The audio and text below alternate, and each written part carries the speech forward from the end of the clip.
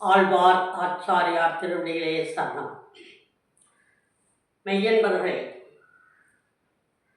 12 ஆழ்வார்கள் பற்றி உரையாற்றுகின்ற அடியேன் என்று உங்களிடையே பூதத்தாழ்வார் பற்றி உரையாற்றுகின்றேன்.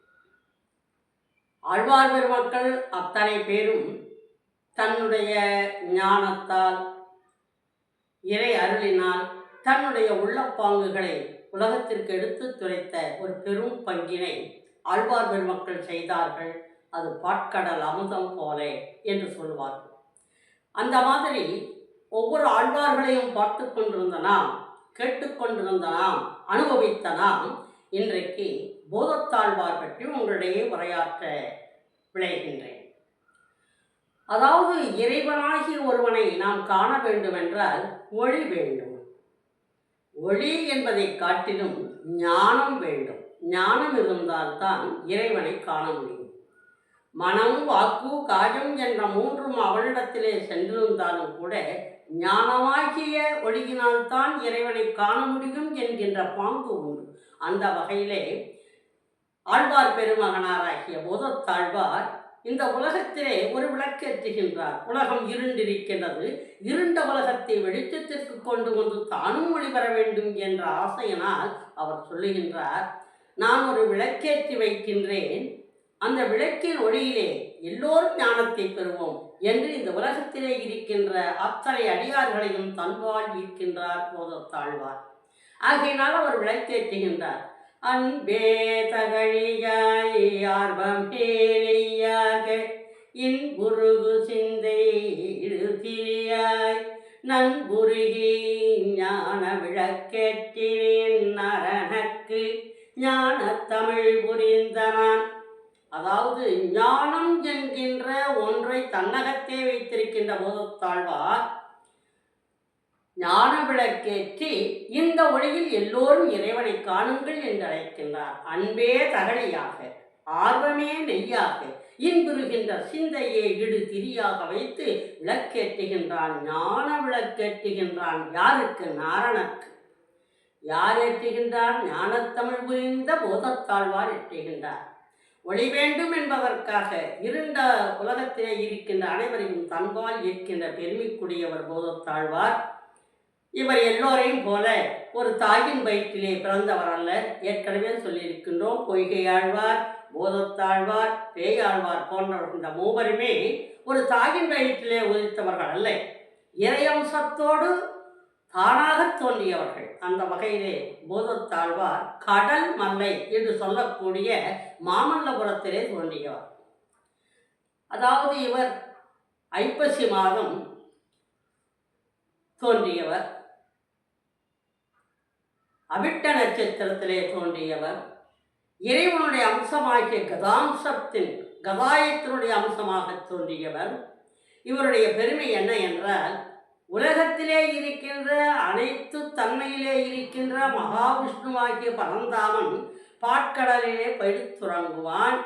அறுதியில் கொண்டிருக்கின்ற அந்த அனந்தனை இந்த உலகத்திற்கு கொண்டு வந்து தலசயனமாக காட்டுகின்றான். அதாவது கடல் மல்லை என்று சொல்லுவார்கள். மாமல்லபுரத்திலே பிறந்தவர் இவர். கடல் மல்லை என்று சொல்லுகின்ற இடத்திலே கடல் மல்லை தலசயனம் என்று சொல்லுகிறார். அதாவது எம்பெருமானாகிய மகாவிஷ்ணு பாட்கடலிலே பாம்பனையில் தான் பள்ளி கொண்டிருப்பார். ஆனால் இவர் பிறந்த ஊரிலே தலசயனமாக கடல் மல்லை தலசயனம் என்று சொல்லுகின்ற பெயர் பெறுகின்ற பாங்கிலே பரந்தாமனாகியவன் பாம்பனையை விட்டு தலைசயனமாக தரையில் படுத்திருக்கின்றான் என்று சொல்லுகின்ற பாங்கிற்குரியவர். பெருமாள் அப்படி எங்கு வந்தார் என்று சொன்னால், பாட்கடலை விட்டு இங்கு வந்தார். பெருமாள் நடந்தால் பாதுகையாக இருப்பான், நின்றால் குடையாக இருப்பான், இருந்தால் சிம்மாசனமாக இருப்பான், படுத்தால் பாயலாக இருப்பான். பாம்பனை பறந்தான். அப்படி இருக்கின்ற பொழுது இந்த பாம்பனையிலே பள்ளி கொண்டிருக்கக்கூடிய பரந்தாமன் கடல் மல்லையிலே எப்படி தலசயனம் கொண்டான் என்று சொன்னால், அவதார தத்துவங்கள் பல சாதாரணங்களை சொல்லுவதுண்டு. அதாவது கடல் மல்லையிலே தலசயனம் கொண்டிருக்கின்றான் என்பதற்கு உதாரணமாக நாம் சொல்லலாம். உலகத்தினுடைய தன்மையை தனக்கு என்னதான் பெருமையாக இருந்த போதிலும் கூட அறுதியில் கொள்கின்ற அந்த மகாவிஷ்ணுவை தாங்குகின்ற பாயலாக இருக்கின்ற அந்த பாம்பனை பாயல் இந்த உலகத்திற்கு வந்ததாக ஒரு கருத்து உண்டு. ஏன் என்று கேட்டால், தேவர்களெல்லாம் கொடுமைப்பட்டு அசுரர்களால் கொடுமைப்படுகின்ற பொழுது அந்த கொடுமைகளை நீக்க வேண்டும் என்று பரந்தாமனாகிய மகாவிஷ்ணுவிடத்திலே அவர்கள் போய் முறையிட்ட பொழுது மகாவிஷ்ணு சொன்னார், பாற்கடலிலே படுத்திருக்கின்ற பரந்தாமன் ஸ்ரீமன் நாராயணன் சொல்லுகின்றான், நான் வருவேன், நான் வருவேன், அவதார புருஷனாக நான் வருவேன். யாருக்கு வருவேன் என்று சொன்னால், மசரத மனையவர் வாழ்வும் வரமும் ஓர் நிசரத கணைகளால் நீரு செய்யாம் கசரத துரக மாக்குடல் கொள்காவலன் தசரதன் மதலையாய் வருதும் தாரணி சொல்லி வருகின்றான். தேவர்களுடைய குறை தீர்ப்பதற்காக மசரத மனையவர் வரமும் வாழ்வுமோ நிசரத கணைகளால் நீரு செய்யாம் கசரத துரக்க மாக்கடல் கொள்காவலன் தசரதன் மதலையாய் வருதும் தாரணி என்று சொன்னார். அப்படி வருகின்ற பொழுது யாரையும் உடன் அழைத்து வந்தாரா என்றால் அழைத்து வந்தார். மகாவிஷ்ணுவாக்கிய அவனுடைய திருவிடுகளை பற்றி நிற்கின்ற பூமகளாக இருக்கக்கூடிய மகாலட்சுமியை சீதாதேவியாக அனுப்புகின்றார், ஜனகன் மகளாக அனுப்புகின்றார். தான் ராமனாக வருகின்ற பொழுது தன்னுடைய கரங்களிலே இருக்கின்ற சங்கு சக்கரங்களை உடன்பரப்புகளாக கொண்டு வருகின்றார். தான் விதுகானும் அருகில் கொண்டிருக்கக்கூடிய பாம்பனை பாயலை சுருட்டி கொண்டு அவர் இங்கு வருகின்றார். எப்படி வருகின்றார் என்று சொன்னால், பாம்பனையில் படுத்துறங்குகின்ற பொழுது அவன் படுக்கையாக இருந்தான். ஆனால் ராமாவதார காலத்திலே அந்த பாம்பனையாக இருந்த அவன்தான் லட்சுமணனாக தோன்றினான். சங்கு என்று சொல்லுகின்ற ஒன்று பரதனாகவும், பரந்தாமனுடைய சக்கரம் என்பது சத்ருக்கனாகவும், அவர் படுத்துறங்கிய அந்த பாம்பனை தான் லக்குமணனாக வந்தான். 1000 நாளுடைய ஆதிசேஷன் இந்த உலகத்தை தாங்குகின்ற பொழுது உறங்க மாட்டான். அவன் பெருமாள் அருகில் கொள்கின்றான். ஆதிசேஷன் கண்ணுறங்காது இமைக்காது காக்கின்றான் இந்த உலகத்தை. அவன் கண் இமை மூடிவானேயானால் இந்த உலகம் தாங்காது. எனவே இந்த தருணத்தை கடல் மல்லை தலசயனம் என்று சொல்லுகின்ற ஒரு பாங்குக்கு கொண்டு வருகின்ற பொழுது உண்மையே என்று நாம் சொல்லலாம். ஏனென்று கேட்டால், அந்த பாம்பனை தான் ராமாவதார காலத்திலே லட்சுமணனாக பக்கத்திலே நின்று இமைப்பிலனாகி கண் உறங்காது நின்று காவலாக இருந்தார். அங்கு பாயலாக இருந்தார், ராமாவதார காலத்திலே காவலாக இருந்தார். இதை கவிச்சக்கரவர்த்தி கம்பன் சொல்லுகின்ற பொழுது காட்டுவார். அப்படி இருந்ததுண்டோ, லட்சுமணன் அப்படி இருந்ததுண்டோ என்பதற்கு சான்றாக சொல்லுகின்றார். பரதன் தன்னுடைய தமையனாகிருக்கின்ற ராமனை அழைப்பதற்காக கானகத்திற்கு வருகின்றான். வருகின்ற பொழுது ஏழை வேடன் குகனை காணுகின்றான். காணுகின்ற பொழுது அவர் என்னுடைய தன்மைக்குரிய, பெருமைக்குரிய, நீதிக்குரிய, செம்மைக்குரிய, அறத்திற்குரிய, சத்தியத்திற்குரிய, தர்மத்திற்குரிய அண்ணன் ராமன் அயோத்தி அரண்மனையிலே படுத்து உறங்கியவன். அரண்மனையில் பிறந்து பஞ்சனை மெத்தையிலே படுத்துறங்கியவன் இன்று கானகத்திற்கு வந்திருக்கின்றாரே, என் அண்ணன் எங்கு படுத்துறங்குவான் என்று தன்னுடைய மனக்குறையை குகனிடத்திலே கேட்கின்றான். அப்படி கேட்கின்ற பொழுது குகன் சொல்லுகின்றான், இல்லை இல்லை, அவர் எப்படி பாற்கடலே பாம்பனையில் துயில்கின்ற பொழுது அந்த ஆதிசேஷன் கண் துயிலாமல் கண் இமைக்காமல் பார்த்து கொண்டிருந்தானோ அதே போல இன்றைக்கும் பக்கத்திலே இருந்து பார்த்து கொண்டிருக்கின்றான் என்று காட்டுகின்றான். அதாவது எப்படி இருந்தான், என் அண்ணன் எங்கு படுத்துறங்கினான், கடல் மல்லை தலசயனம், பாம்பனை விட்டு சயனத்தில் படுத்தானே தலத்தில் என்று சொன்னால் படுத்ததுண்டோ? என் தரையில் என்ன, முள்ளிலும் தரையிலும் பாறையிலும் படுத்தவன் தானே ராமன். அதை சொல்லுகின்றான் குகன்.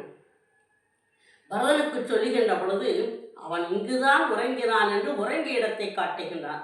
அல்ல ஜாண்டமைந்த மேனி அழகன் அவளும் துஞ்ச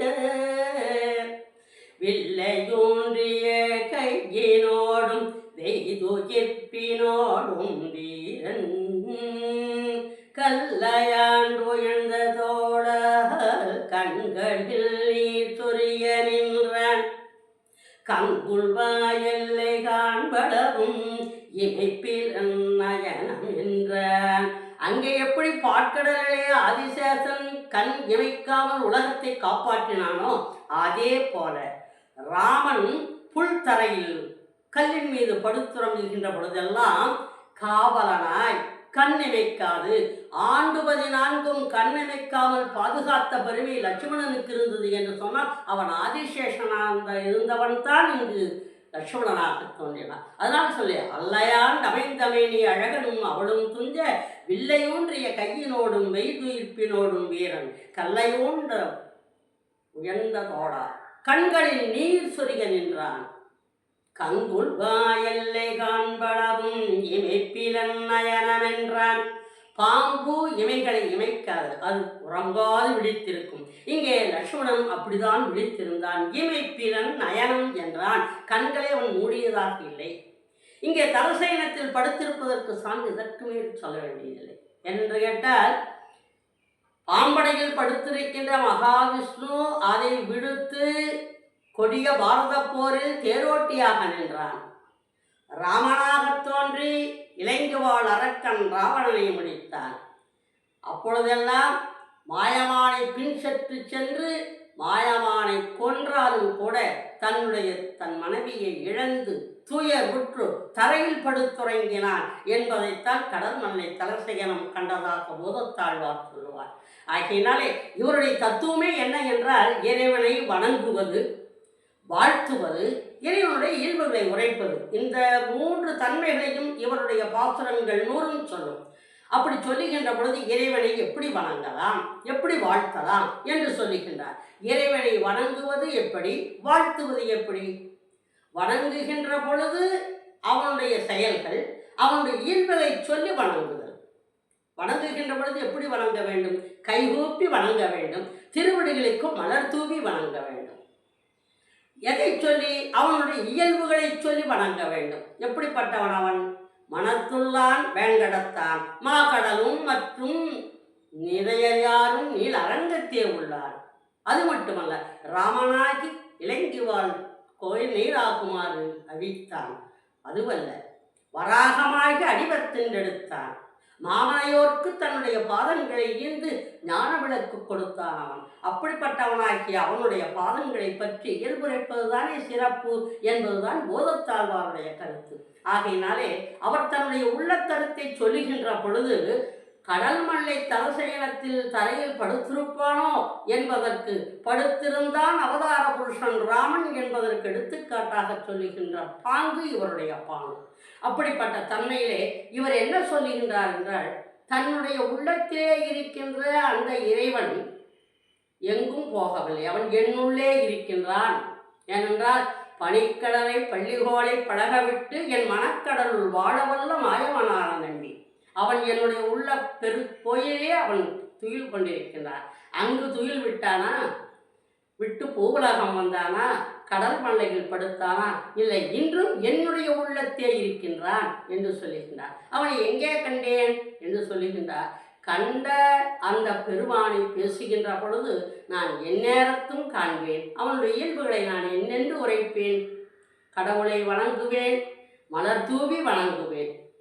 பாதங்களை வணங்குகின்ற பொழுது மலர் தூவி வணங்க வேண்டும் என்று சொல்லுகின்றார். இங்கேதான் ஆண்டாள் நாச்சியாரை நாம் பாராட்ட வேண்டும், பெரியாழ்வாரை பேச வேண்டும். ஏனென்றால் பெரியாழ்வார், ஆண்டாள் போன்றவர்களெல்லாம் ஆழ்வார் பெருமக்கள் மலர்களை கொண்டு வந்து மாலைகள் கட்டி இறைவனுக்கு சூட்டி அழகு பார்த்தவர்கள்.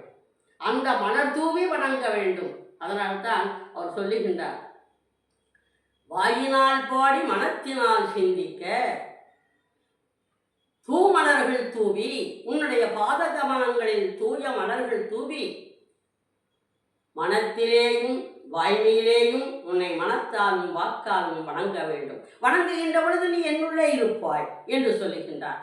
உன்னை நான் எங்கு விடுவேன், எங்கேயும் விடேன் என்று பேசுகின்ற கடல் முல்லை தலசயன பெருமானை பார்த்து பேசுகின்றார். நான் எங்கு கண்டேன் தெரியுமா? உன்னை பலகாலம் கண்டேன், ஆனாலும் என்னை விட்டு விலக மாட்டாய். ஏனென்றால் நீ என்னுள்ளே இருக்கின்றாய். நீ என்னுள்ளே இருக்கின்ற பொழுது நீ எங்கு செல்வாய்? மனத்திலோர் தூய்மை இல்லை, வாயிலோர் இன்சொல் இல்லை. சினத்தினால் சிற்றம் நோக்கி தீவிழி விண்வெல்வாய், புலந்துடாய் மாலையானே பொன்னி சூழ் திருவரங்கா, எனக்கினி கதியன் சொல்வாய் என்று ஆழ்வார் பெருமகனார் கேட்ட மாதிரி, நீ எங்கே இருக்கின்றாய்? உன்னை நான் கண்டுகொண்டேன், எப்பொழுதும் கண்டுகொண்டேன், என்னாலும் கண்டுகொண்டேன், எந்த நேரத்தும் எவ்வுருவத்தும் உன்னை நான் கண்டுகொண்டேன் என்று பேசுகின்றார் போதத்தாழ்வார்.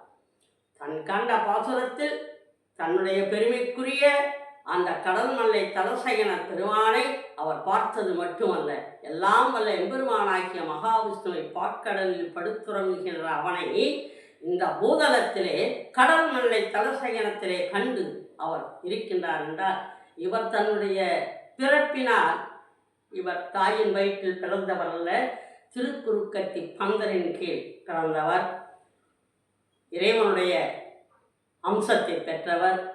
தன்னுடைய தன்மையில் இயல்புகளை உரைப்பது, இறைவனை வணங்குவது, அவனை வாழ்த்துவது, இறைவனை வாழ்த்துவது, வணங்குவது, அவனுடைய இயல்புகளை சொல்லி பார்ப்பது, இதுதான் நான் காண்கின்ற கனவு என்று சொல்லுகின்றார் போதத்தார். அந்த போதத்தாருடைய கனவாகத்தான் இங்கு நமக்கு தோன்றுகின்றார். அவர் சொல்லுகின்றார், உன்னை எப்பொழுது கண்டேன், எப்பொழுது காண்பேன், கண்டதை சொல்லவா, காணப்போவதை சொல்லவா என்றால், இவர் ஞான விளக்கேற்றி வைத்தவர் நாரணக்கு. அது நன்றாக புரிந்து கொள்ள வேண்டும். ஞான விளக்கேற்றி நாரணக்கு ஞானத்தமிழ் புரிந்த இவர், அவர் சொல்லுகின்றார், பகல் கண்டே உன்னை பகல் கண்டே நாரணத்தை பகல் கண்டே மற்றும் அவனை கனவில் கண்டே மீண்டும் அவனை மெய்யென கண்டே ஒளி திமனும் நேமி ஒளி உடைய சேவடிய ஊன் கமலும் ஊன் திகழும் நேமி ஒளி உடைய சேவடிய வாழ்த்திகளும் சோதி வரி சங்கம் உடைய கூந்தல் வாக்கேண்டானை என் நெஞ்சுலே கண்டேன், என் நெஞ்சில் கண்டேன். பகல் கண்டேன், நாரணனை மீண்டும் கண்டேன், மீண்டும் மெய்யே வடிவாக கண்டேன். ஊன் திகழும் நேமியாகி ஒளி திகழும் சேவடியாகி ஞானமாகி வானாகி ஜோதியாகி வரிசங்கமுடையவனாகி குந்தல்வாய் கீண்டானை என் மனத்தகத்தே கண்டேன், என் நெஞ்சகத்தே கண்டேன் என்று எல்லோருக்கும் சொல்லுகின்ற பாங்கு இருக்கின்றதே. இதுதான் போதத்தாழ்வாருடைய மெய்யான சிறப்பு. இந்த பெருமைக்குரிய இந்த சிறப்பினை நான் எப்படி என் நெஞ்சுலே வைத்து இறைவனை கண்டேனோ, அதுபோல அன்பர்களாகிய அனைவரும் அவனை மனத்தகத்தை வைத்து கொண்டாடி அவனுடைய திருவடியை பற்றி நின்று அவனை வாழ்த்தி வணங்கி வாழ்த்த வேண்டும்.